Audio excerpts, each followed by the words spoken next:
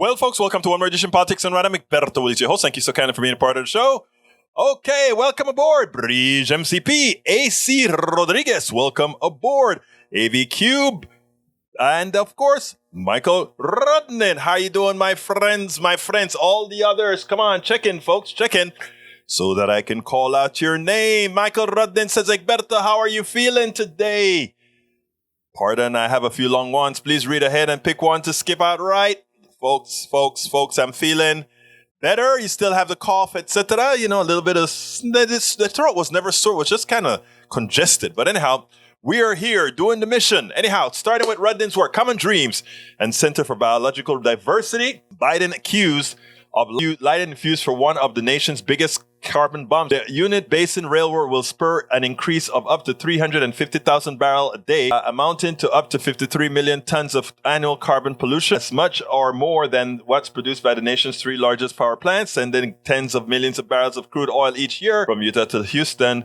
Area for refining would be equivalent to adding a new refinery to the region, which already exceeds national pollution standards. Most of the railway, though, Ashley National Forest Park, 12 miles within 5 bridges and 3 tunnels, would be on public lands protected by roadless area conservation. The oil trains would increase the risk of fires and oil spills, along with activities to expand into an area that's protected an ecosystem critical to the public and environmental health, said Carly Farrow, Utah Sierra Club director.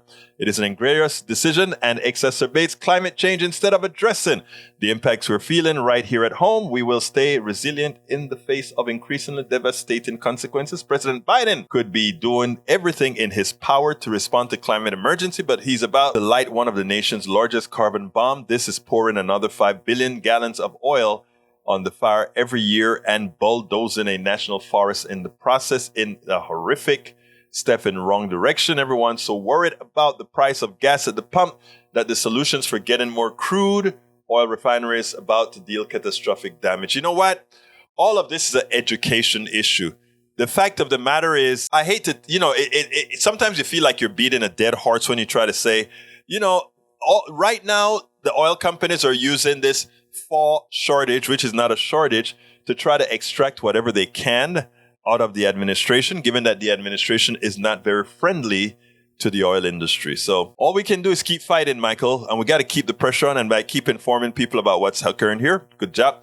CBS News early morning explosion damages controversial Georgia Guidestone Monument. Northern Judicial Circuit District Attorney Parks White said the Georgia Bureau of Investigation said they have many leads. He said the monument could be considered a public building, and the penalty for using explosives to destroy a public building was a minimum of 20 years in prison without the possibility of parole. The Georgia Guidestones were a Cold War relic, likely built by eco-fascists, about how to rebuild society after World War III wiped most of it out. I can understand why the right-wing bubble has so many insane conspiracies around this thing, considering it was one of theirs who was its engineer. The monument were meant to survive a nuclear explosion, but couldn't survive a conventional one, to say that's technical fault. Bit of irony there. All right, a follow-up for anyone interested in more about the Georgia Guidestone can read that next one there. Anyhow, Public Citizens Military-Industrial Complex clinches nearly 450. I've covered that one in my chart here. 400, it's a hell of a return on investment. We give politicians $10 million, for which we have a 450,000% return on profit. If the fiscal year 23 Pentagon budget ultimately enacted indeed reaches the amount approved by the Senate Armed Service Committee, an outcome that is likely given the trajectory of the budget in previous years, the defense contractors will have clinched a return of, in its $10 million on investment of nearly 450,000%. The military-industrial complex maintains a potent political influence machine that extends far beyond campaign spending, and there's no reason to doubt the supporters of more Pentagon spending believe in what they're doing, but nor should anyone doubt the military-industrial complex campaign contributions both reward and encourage Congress to shovel money to the Pentagon, even so many human needs. First of all, if you believe they believe what they're doing, I have a bridge in Brooklyn to sell you. These guys are just doing this for money.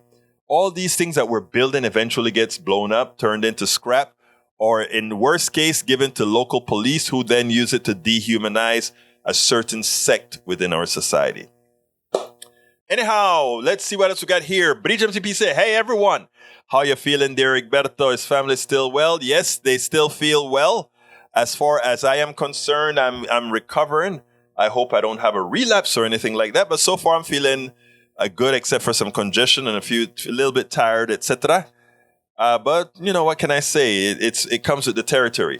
All right, Senor Rodriguez says Theraflu works very well to combat some of the symptoms, possibly even prescription strength cough medicine. Probably, you know, I am one of those who always try to let my I'm a masochist, I guess.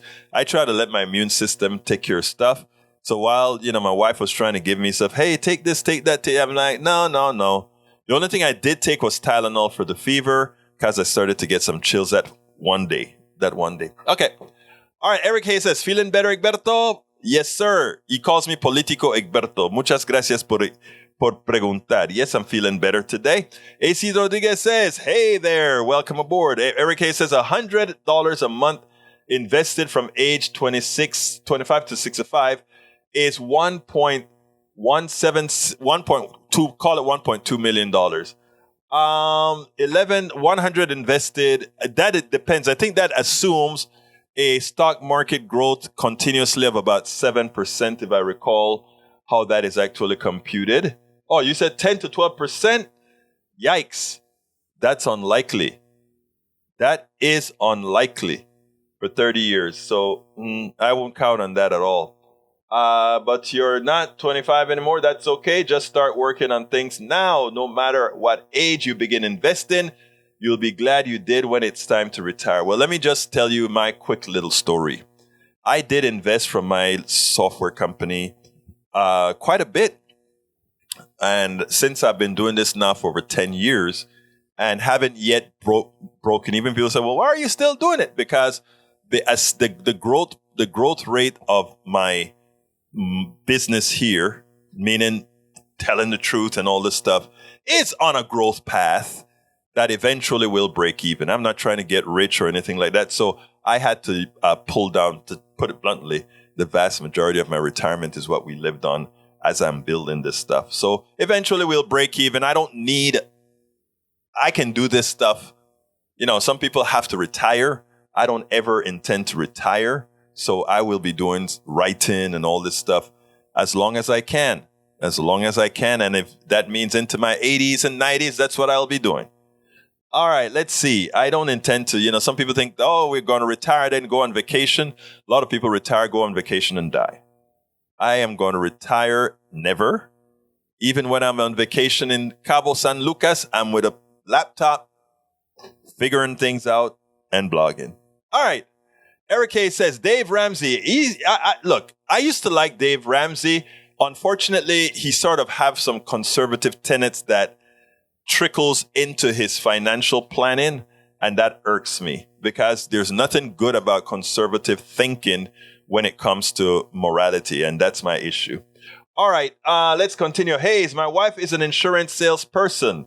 All right, let's see what else we got here. Para ver. Paul Fleming says, yep, I give him a hit in both places. Who hit? Okay, good.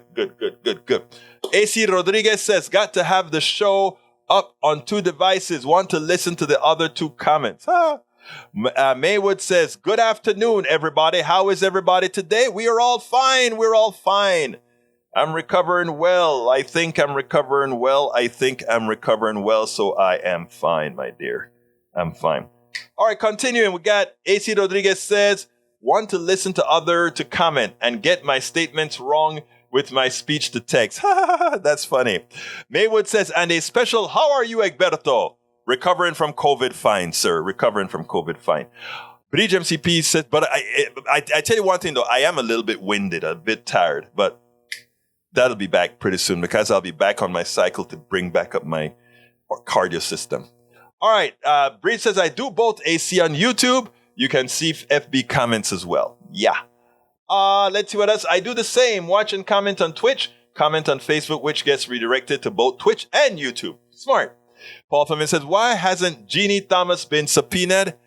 I don't No, your question is just as good as mine.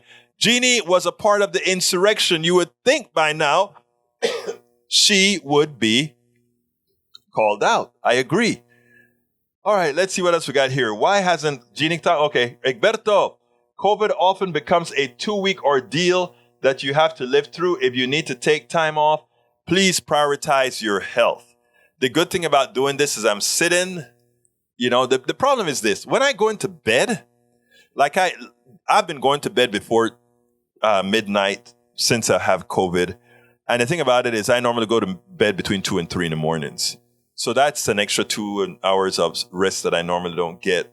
And it's funny because while I'm there, it takes me a while to go to sleep because I'm so wired thinking about what I'm going to talk about, what I'm going to blog about, all that sort of thing. It's just sort of, but I love it. All right. Yvette Avery Herod, welcome, my dear. PDR Posse, I hope you're getting better daily. I am, my beautiful Yvette. I am. Alistair Waters, preciosa, she says. Hi, all. Hi, Alistair. Eric Hayes says, 10 hours of sleep is good too, Egberto. 4 hours, not so much. Your immune system is down. Yeah, that is true, Eric. You're absolutely right about the immune system and 4 hours of sleep. One of these days, I'm going to have enough supporters that I'm going to be able to have somebody who does some of the videos for me that I don't have to spend all that time crunching. AC Rodriguez says, I am the same, but my wife works in a medical facility. That's what she took with all her family when they caught it. Worked out pretty well. Better to have the tool and not need it than need it and don't have the tool. You are absolutely right. I think you're talking about Plaxeville or something like that. I didn't read. There's a comment missing, I think. Eric Hayes says, better if you invest in stable company that give dividends, etc., and manage their cash, you can have something because with our current system, no way. Okay. Let's see what else we got here. Bree says, love you, Eric. Eric's a good guy. He's one of us. Egberto, don't forget to notify all the people you had close contact with over the weekend. I did. And replying, and by the way, I'm on also all kind of channels that I went ahead and advertised it too, so I did. Carl Cox says, inflation caused by mega corporations and government spending. Don't believe conservative liars. Not government spending. I was about to correct you there till I saw that I actually made the mistake in how I read it. So anyhow, folks, thank you guys kindly for all those commentaries. Thank you for your commentaries. The first piece that I want to play today is about the DNC advisor as far as the election 2022. His thoughts on that. So let's go ahead and do it, and then we'll take it on the other side. The question is, with all this voter suppression that we see Republicans doing over and over again with the lies that they have to use to justify it, could it be that they are on how should we say this? They're on the path to defeat by their own doing? Check this out, and then we'll take it on the other side. And yet Republicans saw fit to try to rewrite all the voting laws in America. Why? Because they know that they are going to lose if they keep going down this path. And if they don't suppress the vote, they have no chance. So if they're in the middle of this sort of suppression idea, you've got a new poll coming out. 65% of Republicans think there was widespread voter fraud. They're convinced that there's a scam. That's the only way Joe Biden got in. I've always kind of wondered if part of your messaging to your own base is the whole process is rigged. How the heck do you then translate that into people bothering to vote? Because, overall, if you keep telling me, hey, man, no matter how much you go to the gym, you're still going to be fat. I'm not going to the gym. I'm not going to Crunch Fitness anymore. When do you think Republicans, it's just not working for me. When do you think Republicans will get it in their head that debunking the system could have an impact on the margins for people actually turning out to vote for them? I mean, you would think that after what happened in the Georgia special election, where railing against the fairness and the election integrity wasn't really a winner for them and cost them potentially those 2 seats, that they would learn the lesson. But again, this is the gospel of idiocy with the apostles of stupid following it and keep repeating these same mistakes over and over and over again. And you're right. At the end of the day, when we come to election day in November 2022, if turnout in the Republican areas isn't what the pollsters think it should be, look back at this as the reason. Last quick thing, Kurt, I got to ask you this. As you've seen some of these primaries come out, and sometimes far-right MAGA Republicans are losing to just mainstream terrorists supporting Republicans, they're saying, hey, look, I don't trust the election process. Do you think we could see splits down the line in the midterms that could lead to lower Republican turnout? Do you think hard-right MAGA people may say, hey, if my election-denying person isn't the candidate, I'm not going to vote? You think that's a possibility? Oh, I think it absolutely is. Again, we've seen some of this happen already in previous elections. And this has been the great concern that Republican leaders like Kevin McCarthy and Mitch McConnell privately have, that they're going to basically talk themselves out of a win by running these extremists, these out of touch with the mainstream Americans who want to do things that are just so far outside of where most voters are and where common sense is, that there's just no way they're going to be able to cobble together the votes to win. It's going to cost them. And they're going to be people who may not want to vote for a Democrat, but they're not going to vote for these people either. And they're just going to not vote. He had to practice that one. I'm sorry. That was too good. The gospel of idiocy with the apostle of stupid. He had to practice that. Anyhow, but that is true. If you don't think your vote matters, it's not going to affect those people who think their vote matters. It's going to affect those who think, well, we vote, it's not going to count anyway. As you try to suppress the other's vote, it just doesn't work. I mean, Georgia was a good example. We got Warnock and forgot his name out of it. So, let them keep doing what they're doing. But what we have to do is ensure that the people that we know support the progressive policies, which really in reality are most Americans, go out there and vote. Your vote matters, especially now. Go out there and vote your interests, not what somebody makes you believe is in your interests. Vote your interests. All right, folks. Hey, I'm getting ready to set up again for taking live calls. If you guys want us to start taking live calls, meaning people call in and talk, vote for me now. Tell me if I need to go do the work do the work and a little investment to get that back up and running. So tell me, do you want to hear people call in live either by clicking on Zoom or dialing that Zoom call to get in? Let me know if that's what you want. If that's what you want, that's what you're going to get. So let me know if I should get back into that modal. And I'm waiting for your responses. All right. Eric says, it's government spending that cause inflation. So I mean, putting more money into people's hands, right, is what a lot of these conservatives want to say caused inflation. So, and in that height, they're calling it on the government, because the government gave money to people and people had money to spend, that it's government fault that the prices automatically increased. All right. We already discussed several times over and over again that in the case of gasoline, and I'm just using gasoline as one example. We could use it for every example, for food, for everything. Now, the way pricing work with these corporations, right, is they'll price whatever people are willing to pay for it. They have the choice of leaving a price the same, or dropping the price or raising the price. They have the choice. They know that Americans got some money from the government. Americans got that money from the government. Americans could do one of several things, right? They could save that money, or they could spend that money. What we found is a lot of people saved that money that they got from the government for a rainy day. But that was not good enough for corporate America. Corporate America decided that because they knew that Americans had money, they were just going to take it away. And how do you take the money away from Americans? In the case of gasoline, remember, there's only one reason to raise prices on gasoline, is so that people would buy less of it if you have a tight supply. But as you know right now, you can't find anywhere where you can't find gasoline. There's gasoline all over the place. All over the place.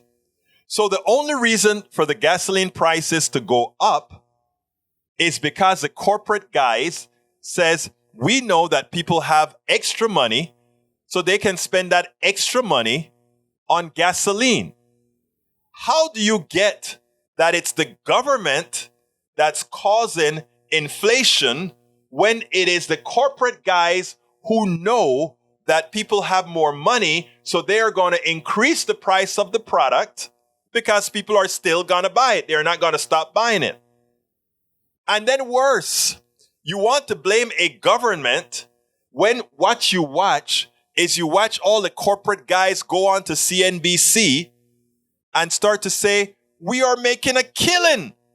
These price increases are going directly into our pockets as share buybacks, also as bonuses for the executives, also as higher dividends. What kind of psychology would have one to believe that it's the government causing these high prices as opposed to corporate America, who has these high prices just because they can? And the only way to mitigate that is to create a windfall profit tax. In other words, we are going to break a certain amount. After a certain point, we're going to take that money back away from you and give it back to the people you stole it from. It's that simple. That's simple. Now, of course, the best answer is on industries where people don't much have the choice, we should nationalize those industries where it is proven that these corporations will simply increase prices, make your life difficult, prevent you from saving because they can. And as long as we have many people continuing to talk about somehow the government being responsible for inflation, while you watch rich corporate guys get rich with bonuses, shareholders get rich with stock buybacks and dividends, and the average American citizen, most of which don't own stocks to earn that dividend, suffer and are unable to save. Folks, it's time for us to stop allowing them to dummify us into believing that it's we the people who are causing the problem, and understand who's actually causing the problem. Corporate America. They cause the supply chain problem. They cause the offshoring problem. They cause they cause all these problems are not government created problems. They're created by corporate America. Egberto, brain at night is the usual women's brain all day and night. You know what? I've been declared an honorary woman by a women's group here in Houston. So what can I say? All right.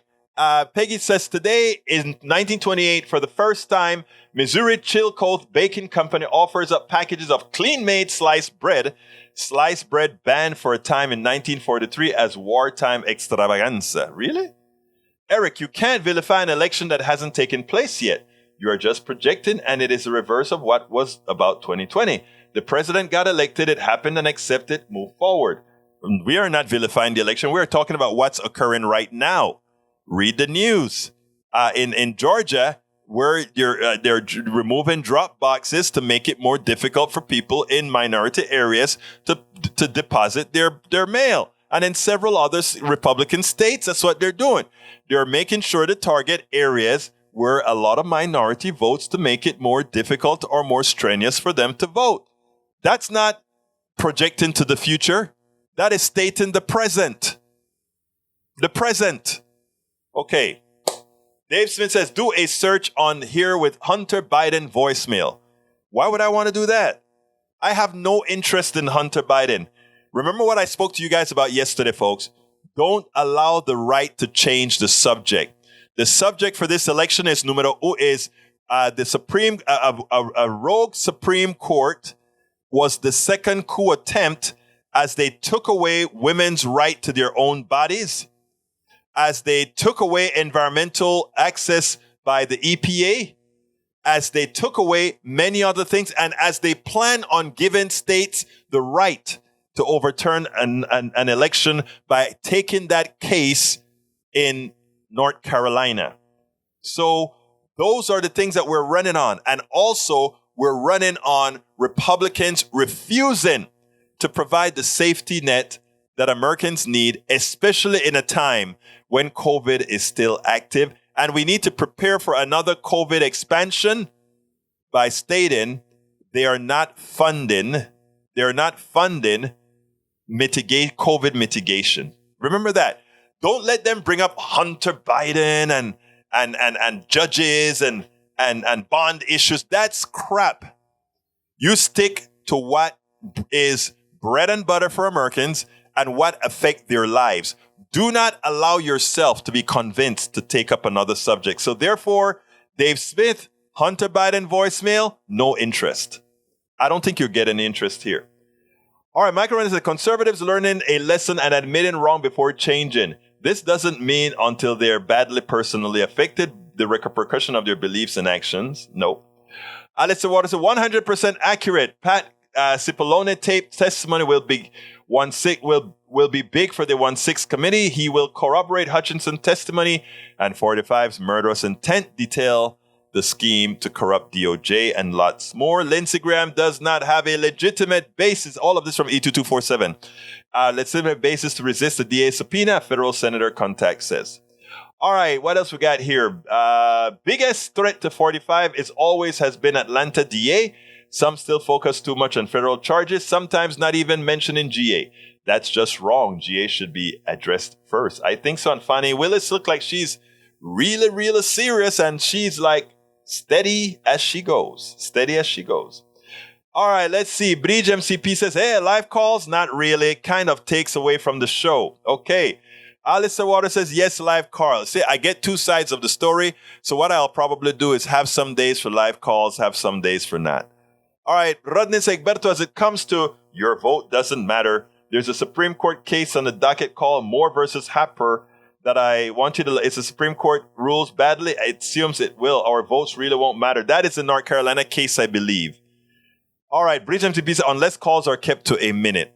You guys won't have to teach me how to do that. You know, I like to give people the chance to say their piece, but for the sake of the program, I may have to be stricter and tell them up front what I'm going to do.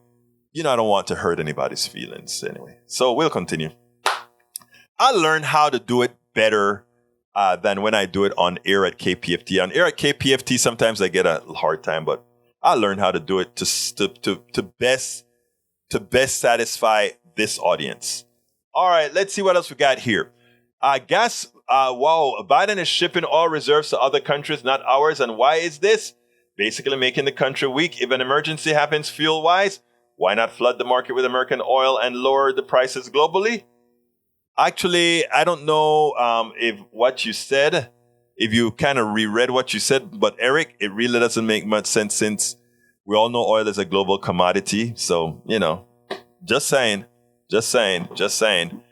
By the way, anybody else notice that all the places the Republicans are claiming the elections were rigged are Republican-controlled states? Right, because what they wanted to do is that even though Biden won in some of those states, they want to be able to overturn the thing. It's amazing, isn't it? It's amazing. Carl Cox, Bridge MTP says, I hear you, Alistair Waters, but most who are visually impaired and use a computer PC have software that talks to them. Carl Cox says, conservatives believe in welfare, corporate welfare for mega corporations, thus helping the mega rich. Conservatives don't believe in small business, don't believe in the bottom 90%. I agree. Daniel Ledo says, let's hear the justification for Biden selling our petroleum reserves to China. Actually, I think that's wrong. I don't have the evidence right now, but I do know that China is buying oil from Russia on the very cheap. And I gave you guys the corroborating information about a week or two ago. Dividends can receive by investing. Yeah, but not everybody have the money to invest. And even if they invested, If they only had $1,000, the dividends that you get on $1,000 investments are peanuts. Okay? We're talking about the mega investors right now. Carl Cox says Biden isn't shipping oil reserves to foreign countries. That's big oil's doing. Thank you for actually reminding them that, our oil companies have not been nationalized. I think they should be, but they have not been. So it's not, thank you. All right. Daniel Ledo says, Egberto denies he is a rabid Marxist. Are you listening? I think they are, Daniel. I think they are. All right. The government policy leading to higher prices wipes away everyone's savings, period. Can't blame your way out of this one, voters will remember in November. I wonder, Eric, I gave you the cycle. I gave you the cycle of how I gave you just for gasoline, but I could just as well do it for milk, cheese, etc. But I gave you the cycle of how prices increase. These are prices that increase not because of demand, but because they could. Because they knew there was money in Americans' pocket and they raised the prices as much as they could. That's not government's doing. Because if you're saying that's government doing that, that's saying government shouldn't put money into the pockets of people who would need it or would do well to save it or whatever, because we need to leave them in the condition that they're in. Only a certain few deserve to have excess revenue. That's what you're saying. If you're saying the average American citizen can't have some extra cash, that's what you're saying. I find it amusing. Not amusing, I find it really pathetic, but hey, if you can live with yourself on that, what can I say? All right, AC Rodriguez replying to Ledo, yes, he's a rabid critical thinker. Not sure that's the insult you intended it to be. Thank you, AC Rodriguez. Michael Rudden says Daniel wouldn't know what a Marxist stood for if one walked up to him, told him, then slapped him to make sure he understood. That is funny. That is, in fact, funny. All right. Alistair Waters talking to Bridge. Peggy says Moore and Harper concerns the independent state legislature doctrine, a.k.a. alternate elector supreme Finnish coup Trump started. Exactly. And that's, I think, the North Carolina case. All right. Let's see. What else we got here? June Littler. Once a month, first Saturday is okay. Phone activity. Otherwise, too easy to get off topic during the week. See, you see why I leave a lot of this up to the audience? I still need that. I think I need to be able to have the option to have that. So in case some reason to have it, maybe I'll have a 2 or 3 hour show for a particular day to cover that. I don't know. I've also been thinking about, I've been trying to see how to increase live audience participation. And I was getting some advice as far as trying bringing in some live folks at different hours of the night, where people are actually home and just kind of scrolling through YouTube or whatever. So I don't know. I'm not going to change my 3 o'clock show now, but I may actually start doing that and, probably trying to introduce folks. I don't know. Just see how it works. Carl Cox says, anyone a rabid Marxist who doesn't love the mega rich corporations and doesn't do the business of the mega rich corporation. All right, agreed with June Littler. Oh my God, we have all kind of agreement. John Garcia, diagnosis okay. Hey, ¿qué pasó, hermano venezolano? ¿Qué me cuentas? The proposed solution isn't. In the moment the state becomes owner of production means you created your new master. Exactly. We created the master. Not the master created for us, right?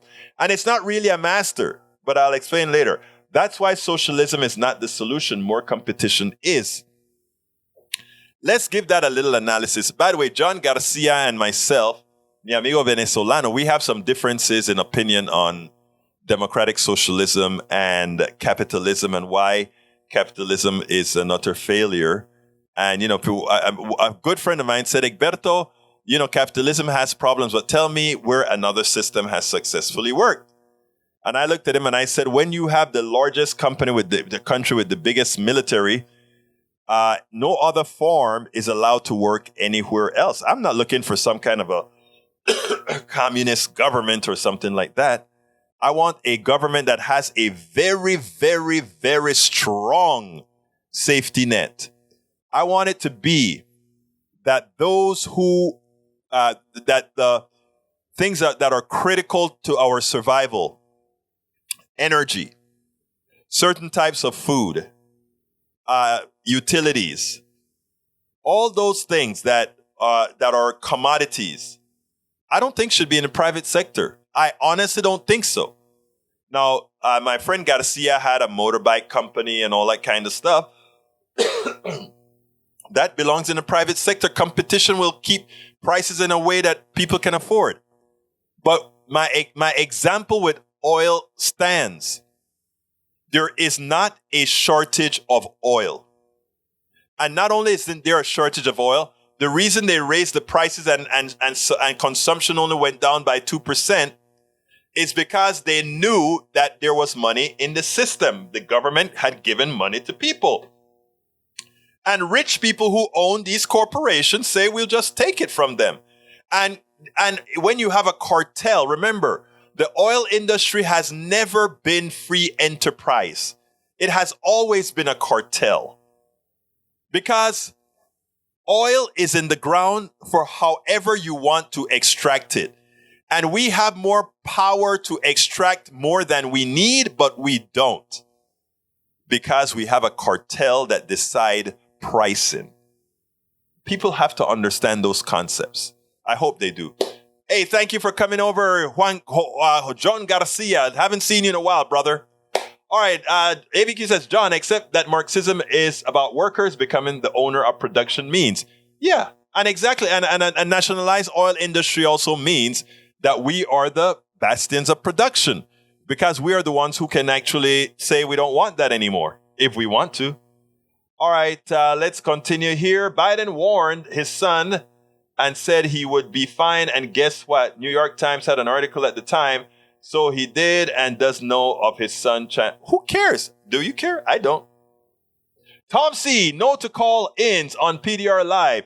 Trolls would have a field day. Prefer current format. Wow. You see, this is y'all's show. So if you guys are, it seems that most are against bringing in live calls. So what I will do is I will keep that for an alternate show. So, I mean, you guys already win. You guys already win. It's halftime. Thank you for reminding me, Bridge MCP. It's time for me to do my ask, and I forgot. So here we go. Politics Done Right depends on you to keep doing what we do. What do? We make sure to keep, number one, the internet seeded with blogs and information to counter the right and to present what progressives represent for the benefit of us all to everybody so that it's not misread, misled by any other entity. We make sure and populate that internet with blogs, with videos, with all these other things to make sure that we are informed and to counter everything that you normally hear that are lying at the right. We also make sure to create articles in magazines, articles in newspapers, all around the country to ensure, again, that our message gets out there. Last but not least, we also write books. As you see it, Class Warfare, the only resort to right-wing doom, How to Make America Utopia, are two of the many books that I've written on these issues. So please support us in one of many ways. Numero uno, you can support us at PayPal, either one time or monthly. Go to politicsdoneright.com/PayPal. You can support us on Patreon. That is politicsdoneright.com/Patreon. Patreon is spelled Patreon. You can support us by becoming a part of our YouTube channel, going to politicsdoneright.com/YouTube, or you can support us in many other forms that you can find at politicsdoneright.com/support. Be sure to visit our store, politicsdoneright.com/store, and get our books at politicsdoneright.com/books. All right, folks. Yeah. But one other thing, I am heading out. Well, I'm going to New York in the first week of August. That trip I got was a scholarship to get me out there to speak to some folks on, people together, all that kind of stuff. And I am, however, going to Netroots Nation, Pittsburgh, PA in the middle of August, and I'm raising some funding for that particular trip. It's at our YouTube that is found, our GoFundMe that is found at politicsdoneright.com/netroots, politicsdoneright.com/netroots. I just put the link inside of the thing. I ask you so kindly, not only to support it, but I ask you so kindly to share it to encourage others to support independent media. I'll be meeting with politicians and activists and bloggers and writers from all over the country, mostly progressives. There will be a few conservatives there, but it will be mostly progressive. It's a progressive gathering. So there's going to be a lot to do in those 4 days. I intend to use the most of it. Like I said, I'm one of the folks out there that interview the most people. It's a coveted section on Radio Row. Since I've been lucky to get that coveted section on Radio Row, I make sure to go ahead and use it to promote a hell of a lot of activists, as well as talk to politicians so that you can hear what they have to say, what they mean to say, etc., etc., etc. Nanette Bird Smith, welcome aboard. Daniel Edo, welcome aboard. Eric Hayes, all of you guys. Well, Shinedu Ubioma, welcome aboard as well. So please go ahead and visit politicsdoneright.com/netroots and help us out fund for our trip to Netroots Nation 2022. I just saw something from my good friend John Garcia, and I want you guys to notice something, right? I believe in free enterprise. I want the pizza shop, the grocery store, all these things to be privately owned, if that's the case, right? You can sell, you can charge prices based on competition, etc. I believe in that. I believe that profit margin for that person who works hard. I believe in all of that.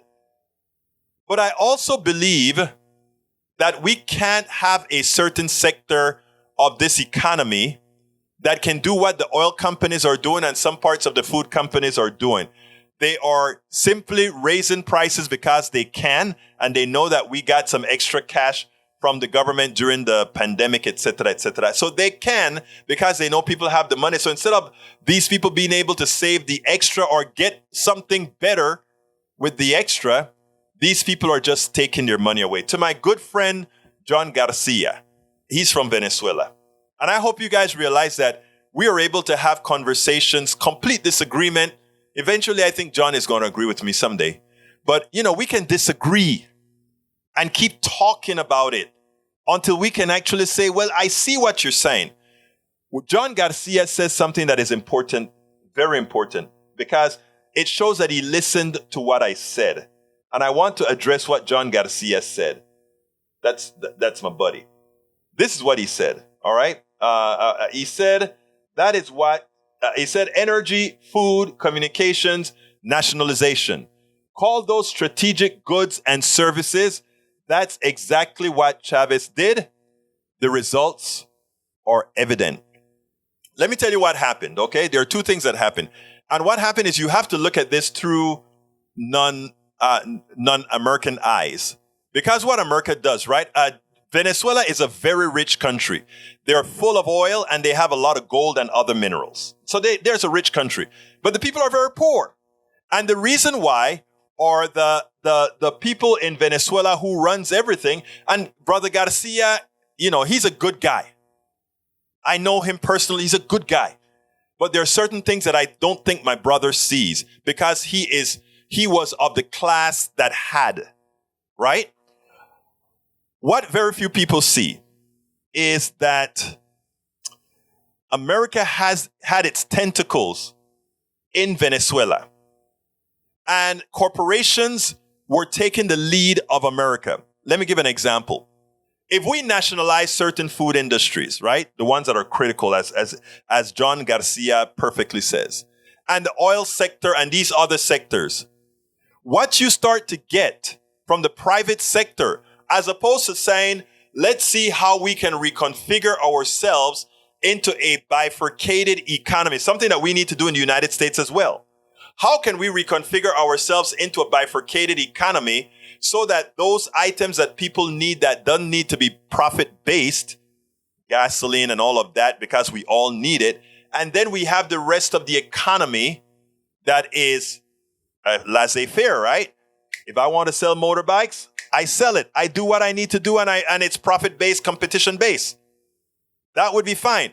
But that's not what happened in Venezuela. We got the full-on sabotage, not only by the United States against Venezuela, but by the corporate elite in Venezuela who created shortages, right? Okay, government, you want to take care of these criticals? Good. We're going to stop being efficient. We're going to stop doing X, Y, and Z. So they created a shortage. It's just like what we do in America, right? What did they do in order to try to justify high prices? They shut down refineries at all the wrong time. It's all what the private sector does to maximize their monies. There are answers. We just don't follow them. We just don't follow them. All right, let's continue talking to our peeps. All right, Mike Cisak says, Bridge MCP, yet even the liberal justices who were on SCUDA said that you can't incriminate a justice based on what their spouse does. Jeannie hasn't done anything that is criminal. She hasn't? Really? There is no shortage of oil as more drivers switch to electric hybrid or straight electric cars. There are fewer barrels of oil. Exactly. All right, let's see what else we have here. John Garcia, well, I read that one already. I kind of skipped on that one. What else we got here? Daniel Ledo, the flippant, I don't care regarding Hunter Biden and the president's possible entanglement in dubious foreign deals is a clear indication of not only radical mindset of Egberto, but a thinly veiled, diseased character. We all know it. If was Trump's kid, well, it was Trump's kids. And we messed with Ivanka because she was in the administration. We didn't mess with the other 2/3 because, again, they weren't. All right, let's continue. Mike C said the rampant corruption of the Biden family. You see how the right wingers is trying to create this new narrative, folks. We have a new narrative that the right wing is trying to create. But we won't let them. Remember the show yesterday, and I'm taking that clip out. I'm taking that clip out to remind Americans, to remind progressive, to remind Democrats, don't fall for the trap. Don't fall for Hunter Biden. Don't fall for, bail bonds. Don't fall for the crime. In other words, you have to turn all of these subjects right back onto Republicans. Oh, the crime rate is up. Of course. Take a look at what is happening in Houston. You guys decided to fill it up with guns. So, of course, there's more crime. You guys did it. When they start talking about Hunter Biden, he's not in Congress. He's not in the House. Forget about it. We're not talking about that. When they try to bring up any subject, disregard it. Remember, they're trying to get you away from telling the American people all the bad that they're doing to them. Okay? Let's remember that. John Garcia gave me a little laughter. I don't know what that laughter is about. Garcia says, Dear Egberto, Russia, China, Iran have their tentacles in Venezuela. You know why? Let me tell you why. Those countries have their tentacles in Venezuela because the United States left a vacuum. If the United States had simply played ball with Hugo Chavez, like they played ball with other folks around the world, there would be no problem, but they didn't. So let's be clear here. That is what occurred. All right. Let's see what else we got here. Nanette Bird Smith says, thank you enough. Rough couple weeks. Sorry about your rough couple weeks, Nanette, but thank you for becoming a part of our Netroots Nation GoFundMe. I so love all of you guys. Dear Egberto, Russia, China, and I answered that one already. Paul Fleming says, why does Republicans think that it's okay for a 10-year-old to have a child? Those are the things that we need to talk about and keep it at the forefront. We cannot allow these guys to get it. I don't have much time, so let me go ahead and play this now. Let me go ahead and play this, and then we'll be right back to finish up. A few years ago, I started the Trump effect, where you showed all sort of really racist and other types of behavior that got bold.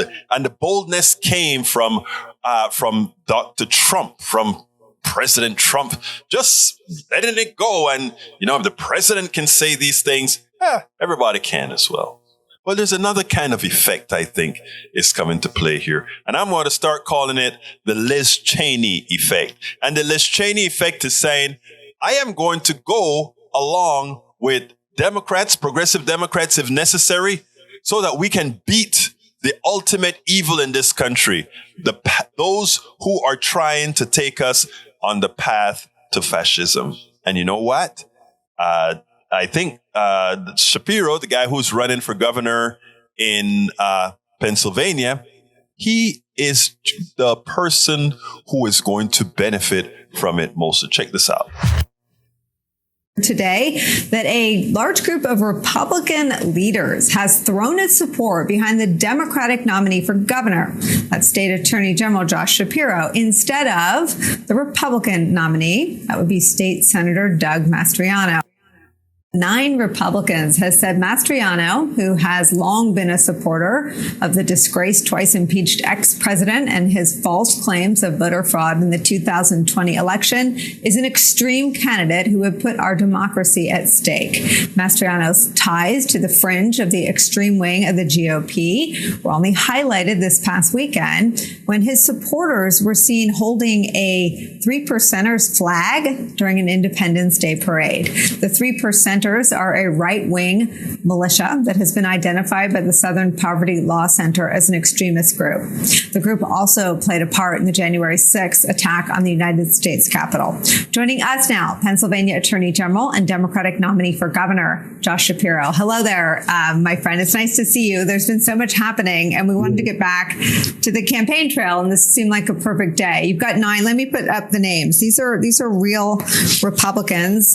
Charlie Dent, Jim Greenwood, former state House Speaker Denny O'Brien, former Lieutenant Governor, longtime State Senator Robert Jubelier, and former State Supreme Court Justice Sandra Schultz Newman. Tell us about how you got all these endorsements and how you got them today.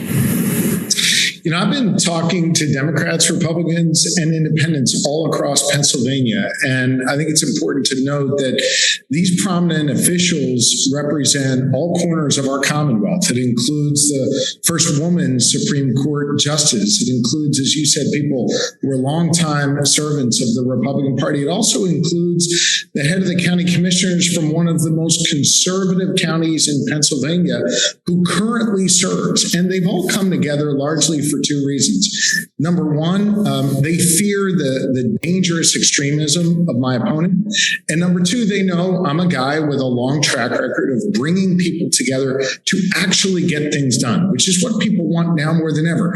They want folks to get things done, make their lives a little bit better, and they trust I'll be able to do that. Look, my opponent has said his number 1 priority, his words, not mine, is banning all abortions with no exceptions and criminalizing doctors. He's not talking about, cutting costs or improving education or public safety or growing the economy. And these Republican leaders trust me to do that work and bring people together.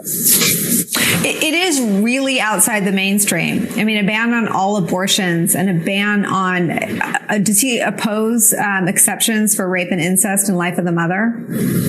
He says, his words, not mine, he leaves no way for exceptions, not for rape or incest or to protect the life or health of the woman. And Nicole, this isn't some theoretical exercise or some political litmus test. This is now a reality in Pennsylvania because we know with this legislature, they will continue to put bills on the desk of the governor and the next governor to ban all abortions. My opponent will sign it. He said it's his number 1 priority.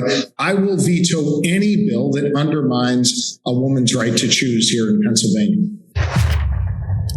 So we see that it is obvious that we do, in fact, has an issue that can galvanize not only Democrats, but Republicans alike. Because again, these are human issues, not solely values of a particular sect issues. So the Liz Cheney effect is in full effect. And we expect it to continue not only in the Shapiro race, but in several other races where Democrats are getting support from mainstream Republicans to prevent the path, the walk towards fascism.